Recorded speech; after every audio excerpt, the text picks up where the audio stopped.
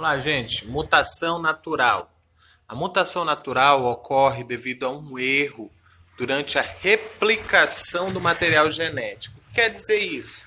Quando eles querem fazer uma nova cópia do DNA, eles cometem um erro e acaba por provocar uma mutação.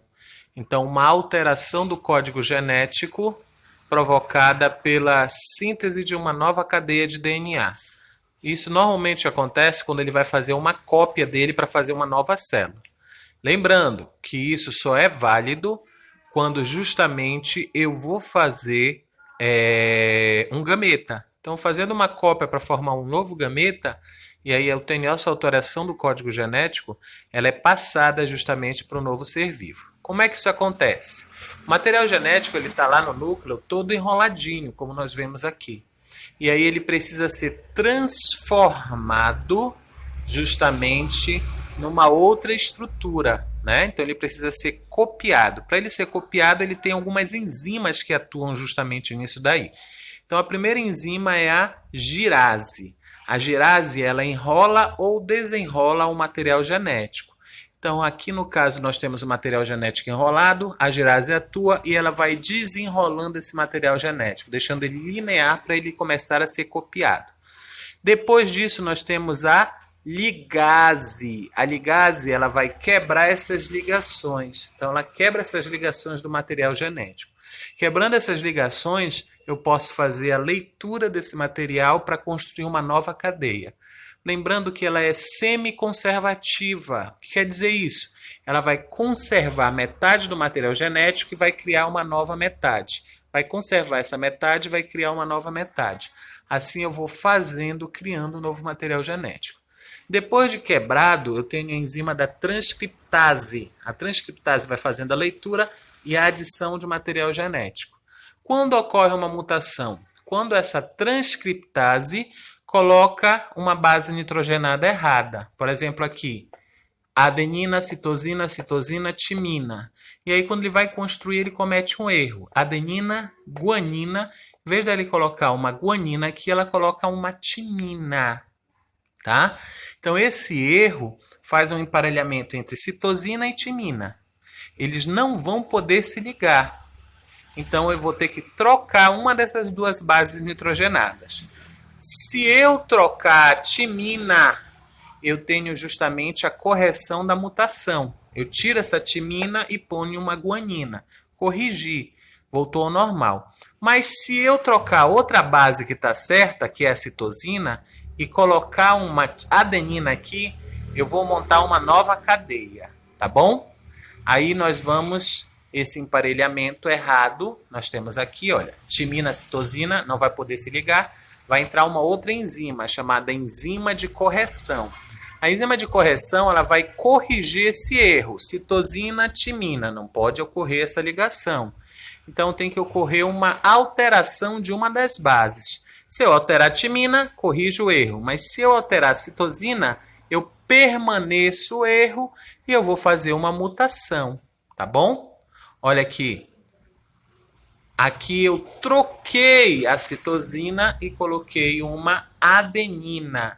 Então a sequência ficou errada. Em vez de ser ACCT, agora a sequência é ACAT. Então essa daqui é uma molécula mutante, uma molécula alterada, devido a um erro da enzima de correção e também um erro da transcriptase, que colocou errada. A transcriptase colocou errada, a enzima de correção corrigiu a que não deveria ser alterada. Ela corrigiu o C e colocou o A. Daí eu tenho uma molécula mutante. A ligase vai fazer a ligação de novo e vai haver a permanência da mutação. Então esse código genético é um código genético mutante, alternado. Lembrando que essa mutação ela pode ser silenciosa, não causar a manifestação de nenhuma nova característica. Ela pode ser prejudicial, causar, por exemplo, essa sequência aqui, ela sintetizaria uma molécula de proteína importante, como, por exemplo, a melanina. Então, ela pode ser prejudicial, a pessoa nascer sem melanina. Ou ela pode ser benéfica. ela nascer com uma melanina que vai causar uma ajuda para essa nova espécie. Então, essa característica é uma característica benéfica que vai se manter. Gente, essa mutação não garante a formação de uma nova espécie, mas várias alterações ao longo de muitas gerações pode provocar uma característica diferente, pode provocar vários acúmulos de características diferentes. Isso vai fazer com que eu tenha a formação de uma nova espécie.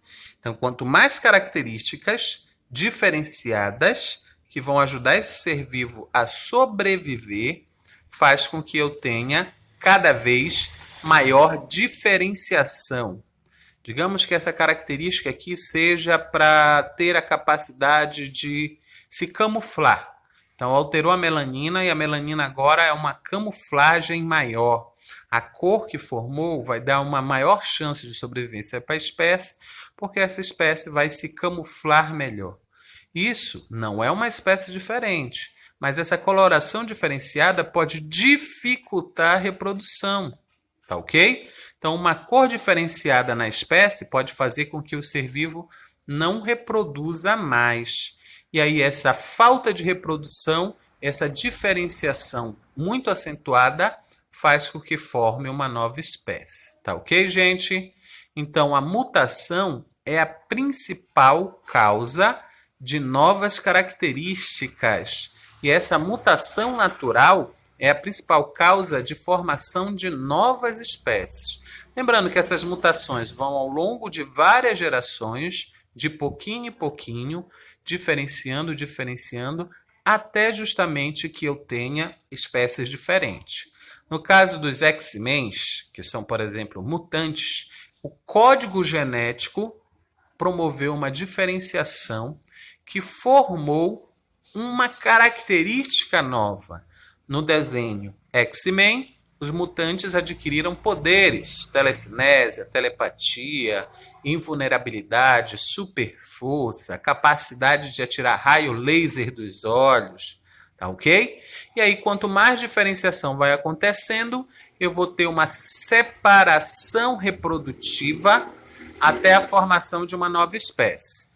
Gente, na espécie humana, normalmente quando surge uma nova espécie, a espécie anterior, a chamada Homo, desaparece. Foi assim com o Homo habilis, foi assim com o Homo neanderthalis e foi assim com o Homo sapiens. Isso é bastante representado em X-Men. Eu tenho um grupo de mutantes que acreditam que essas novas espécies que estão surgindo ainda são subespécies. Ainda não chegaram a ser uma espécie completa. Ainda tem a capacidade de reproduzir. Mas que essas diferenciações vão se acentuando até eu formar uma nova espécie. Lá eles deram até um nome para essa nova espécie. Seria o Homo superiores. Então seria um homem superior. Esse Homo superiores, devido à presença dos seus poderes, tornaria-se uma subespécie. Se continuar cruzando mutantes com mutantes e humanos com humanos, eu tenho um isolamento genético, e esse isolamento genético, pelo processo de especiação, pode formar uma nova espécie. Magneto defende justamente isso, a superioridade dos mutantes, e esses mutantes vão formar uma nova espécie, e essa nova espécie vai herdar justamente o planeta. E como consequência do surgimento dessa nova espécie superpoderosa de mutantes, a espécie humana está fardada à extinção. Então, o Magneto estimula um conflito direto entre mutantes e humanos, para que os mutantes possam herdar o planeta e os seres humanos sejam extintos. Tá ok? Então, isso é um exemplo da aplicabilidade da mutação nos cinemas, nos quadrinhos, tá? É baseado em fatos reais? Todo homo, quando surge, o antigo se extingue. Então, por que isso acontece? Porque mesmo eles sendo de espécies diferentes, mesmo eles tendo outras características que impedem a reprodução, eles têm um modo de vida muito parecido. Então, o local de abrigo, a alimentação, e aí aqueles que têm menos vantagens acabam se extinguindo. Na extinção, por exemplo, do Homo neanderthal para o Homo sapiens, deve-se à capacidade que o Homo de Neanderthalis não tinha de estocar alimento para o inverno, enquanto que o Homo sapiens, com uma maior sabedoria, conseguiu desenvolver técnicas de conservação de alimento. Então, quando chegava no inverno, eles tinham alimento e o Homo neanderthalis não. Eles tinham a mesma forma de alimentação. Então, o Homo sapiens capturava de forma mais eficaz o seu alimento, guardava esse alimento. O Homo neanderthalis começou a ter uma escassez de comida devido a essa competição. Devido à sabedoria maior do Homo sapiens, o Homo sapiens permaneceu vivo e o Homo neanderthalis se extinguiu. Mesmo com espécies relativamente bem diferentes, ainda houve intercruzamento entre Homo sapiens e Neanderthalis. Tanto que nós temos em muitos grupos familiares europeus vestígios de material genético de Homo neanderthalis. Então isso caracteriza que eles viveram no mesmo período e que por um processo de adaptação mais desenvolvido do Homo sapiens, o Homo neanderthalis foi extinto e o Homo sapiens permaneceu até os dias de hoje. Tá ok, gente? Qualquer dúvida, só perguntar. Estamos aqui, tá? Afastados, mas próximos, tá bom? Estamos aqui para ajudar vocês, mas vocês precisam fazer a parte de vocês. Estudem e façam as perguntas para a gente. Tchau, gente. Boa tarde.